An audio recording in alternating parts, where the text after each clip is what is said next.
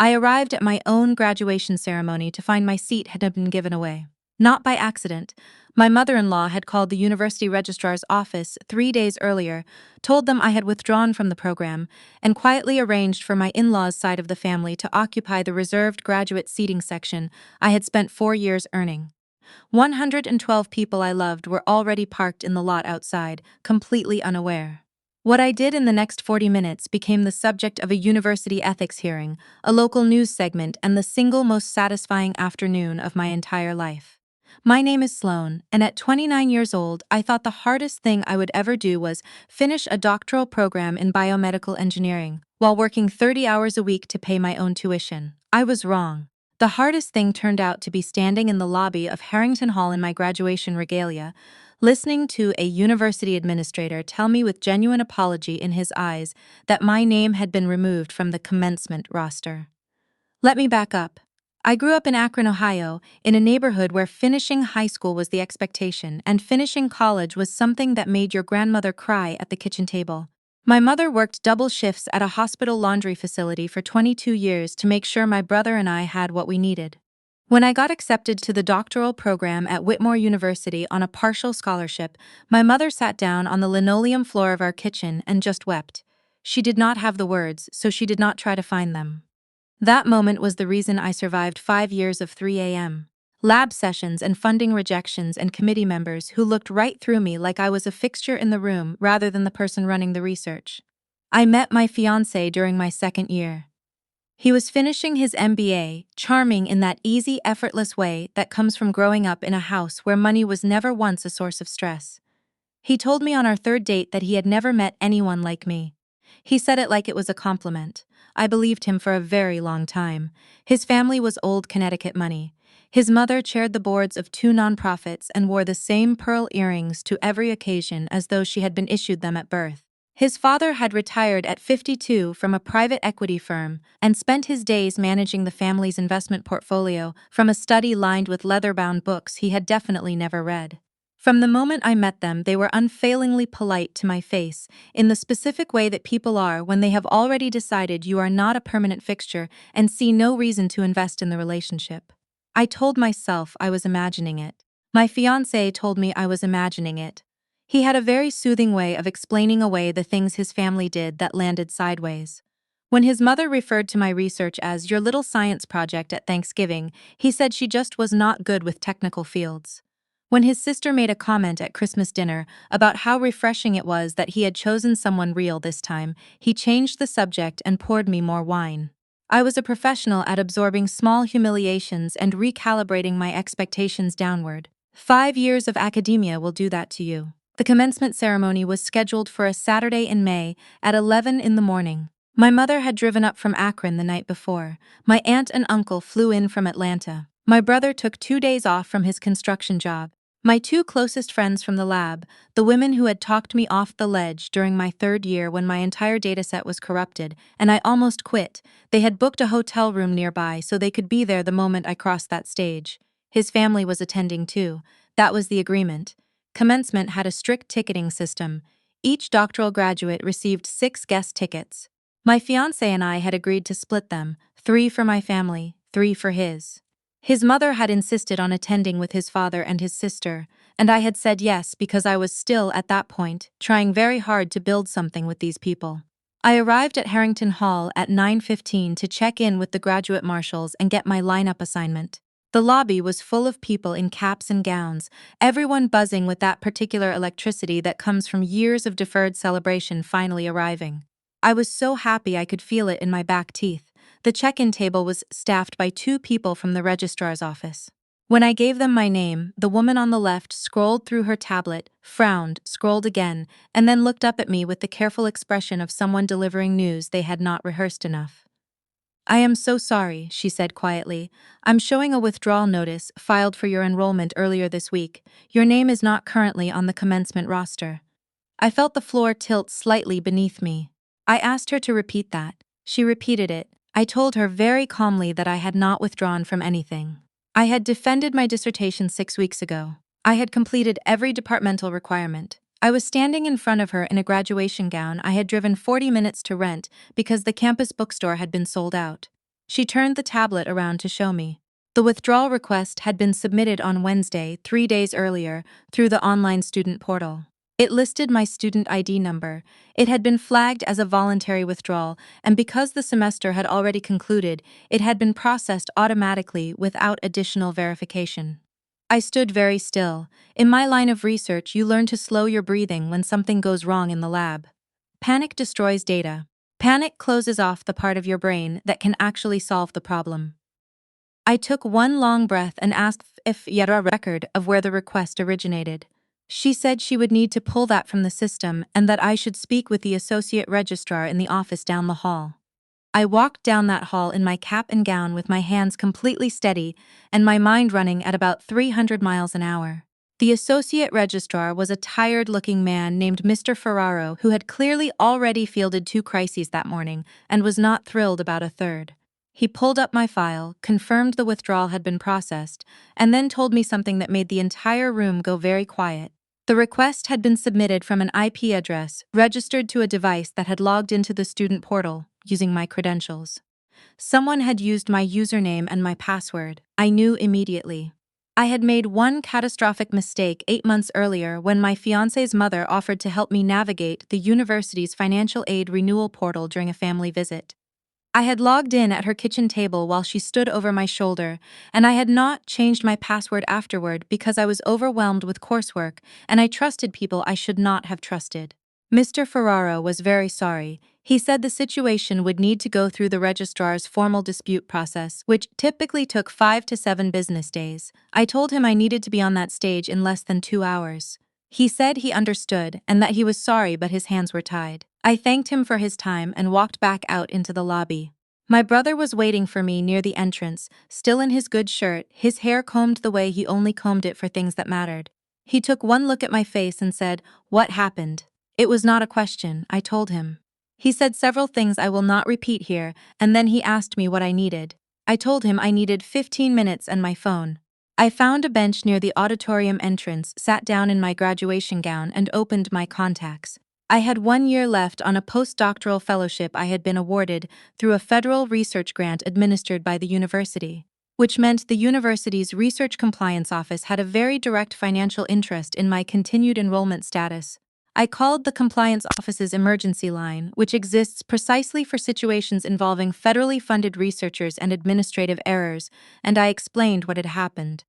The woman on the line asked me to hold. She came back in 4 minutes. She told me that she was flagging my case as a compliance-critical enrollment dispute and that she was personally calling the Dean of Graduate Studies. I thanked her and hung up. Then I called my dissertation advisor. Dr. Pemberton had mentored me for 4 years. She had written 2 of my funding recommendations, fought for my lab space allocation in a department that did not always prioritize junior researchers, and attended my defense with a thermos of coffee and a look on her face that I will carry with me for the rest of my life. She answered on the second ring, even though it was a Saturday morning. I told her what had happened. There was a pause, then she said, "Don't move, I will be there in 20 minutes. I sat on that bench and I let myself feel it for exactly 60 seconds. The humiliation of it, the cruelty of it, the specific targeted precision of someone deciding that the most important day of my academic life was a good place to hurt me. I thought about my mother, who was probably sitting in the parking lot right now in her good blouse, the navy one she saved for things that mattered. I thought about my aunt and uncle who had paid for flights. I thought about my lab friends who had driven 2 hours to be there. Then I closed my eyes, let the 60 seconds end, and went back to work. Because I had not spent 5 years in a field where failure is the default setting without learning how to operate inside a disaster. My fiancé arrived at 9:45. I could tell from the way he pushed through the lobby doors, scanning the room with slightly too much urgency, that he already knew something. He spotted me on the bench and crossed the room fast, his face arranged in an expression of concerned surprise that I recognized from years of watching him manage situations his family had created. "Babe," he said, dropping to a crouch in front of me. "I just heard there was some kind of mix-up with the roster. Are you okay? What is going on?" I looked at him. His tie was already perfect. He was ready for a ceremony. I asked him very quietly if he had any idea how someone might have accessed my student portal credentials. He blinked. "What? No, of course not. Why would I?" I told him about his mother standing over my shoulder at the kitchen table in October. I watched his face. He went completely still. That stillness told me everything I needed to know. He had not filed the withdrawal himself. But somewhere in his expression, behind the performed shock, was the quiet recognition of a man who had been told something by his mother and chosen not to ask too many questions. I said his name once, very calmly. He started talking. He said his mother had mentioned, just in passing, that she thought the commencement might be overwhelming with too many people, and that maybe a smaller, quieter family celebration afterward would be more appropriate, and he had said he would talk to me about it, but then he trailed off. "You didn't talk to me about it," I said. He did not answer.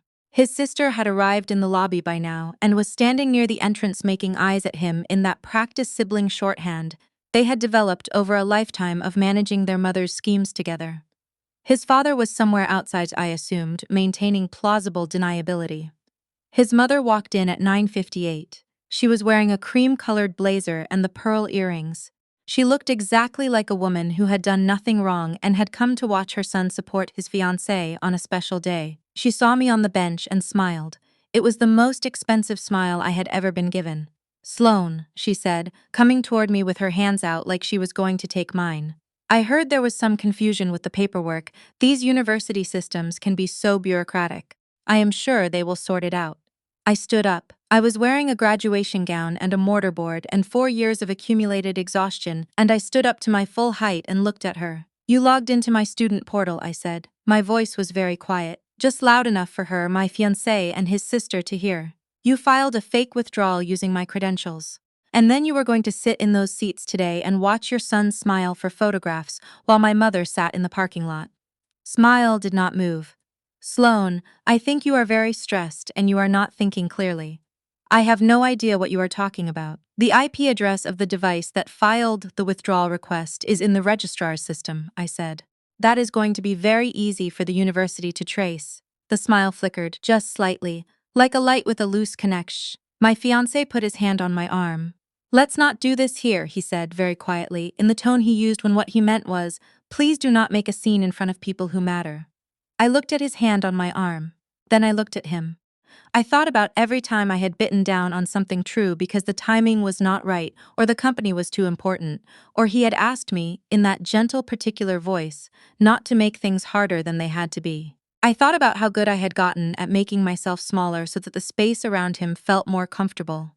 I took one step back so that his hand fell away. "I'm not going to do this here," I agreed. "I'm going to handle it." I walked back to the registrar's wing. Dr. Pemberton arrived at 10:12, 3 minutes after the Dean of Graduate Studies, who had been called by the Research Compliance Office and was visibly unhappy about spending his Saturday morning in administrative crisis mode. He was a compact man named Dean Rutherford, who wore the expression of someone who had been promised things would run smoothly and was recalibrating in real time. Dr. Pemberton had brought printed copies of my dissertation approval documents, my final defense sign-off sheet, and a letter from my department chair confirming my degree completion. She set them on the table in Mr. Ferraro's office like she was laying down cards in a hand she knew she was going to win. Dean Rutherford looked at the documents. He looked at Mr. Ferraro. He said, "This is clearly an administrative error and it needs to be corrected immediately." Mr. Ferraro said the system did not allow for real-time roster corrections on commencement day. Dean Rutherford said that he was the Dean of Graduate Studies and that he was making a real-time roster correction on commencement day. My name was back on the roster by 10:31. I found my lineup position among the doctoral candidates, standing between a materials scientist named Oliver and a public health researcher named Kezia, both of whom looked at me with the particular tired kinship of people who had also survived things. But the withdrawal was only the first layer of what had been done. The second layer I discovered 10 minutes later when my brother texted me from the lobby. His text said, "The 3 seats in our section are taken. Some woman in pearls told the ushers our tickets were counterfeit and had us moved to the back." I read the message twice. She had not only tried to erase me from the ceremony, she had moved my family to the back of the auditorium so they would be invisible. My mother had driven 6 hours, my aunt had flown, my brother had taken 2 days of unpaid leave. They were sitting in the back row behind a structural column. I forwarded the text to Dr. Pemberton, who was still in the building. 3 minutes later she replied, "On it." I do not know exactly what Dr. Pemberton said to the head usher. I know that Dr.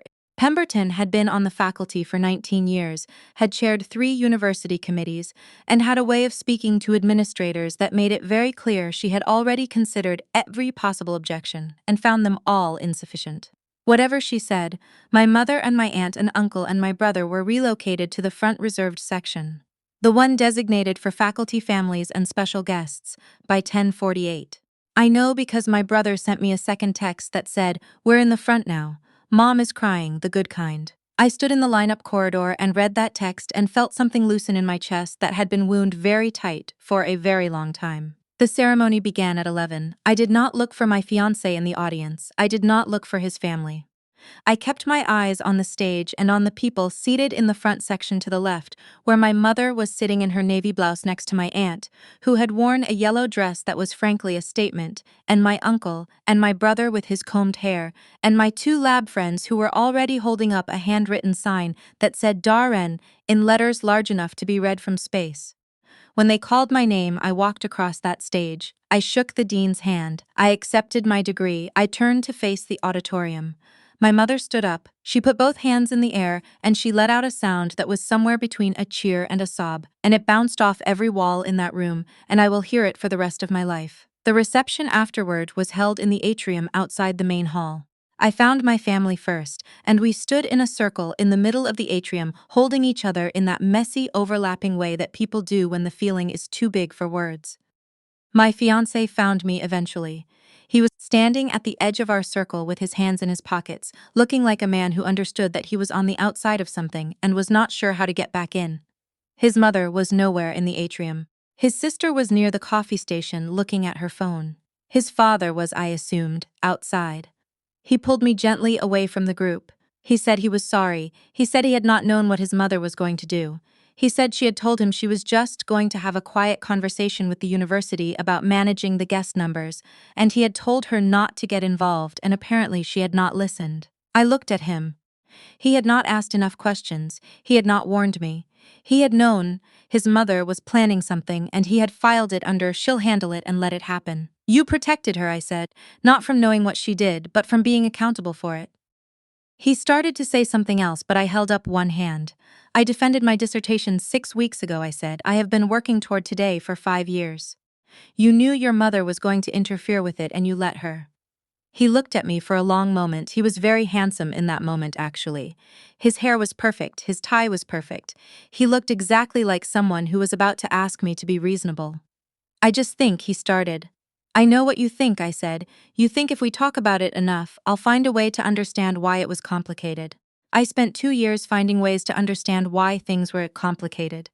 I looked down at my left hand, at the ring he had put there 8 months ago at a restaurant I could not afford, and he had paid for without thinking about it, looking at me like I was the most interesting problem he had ever wanted to solve.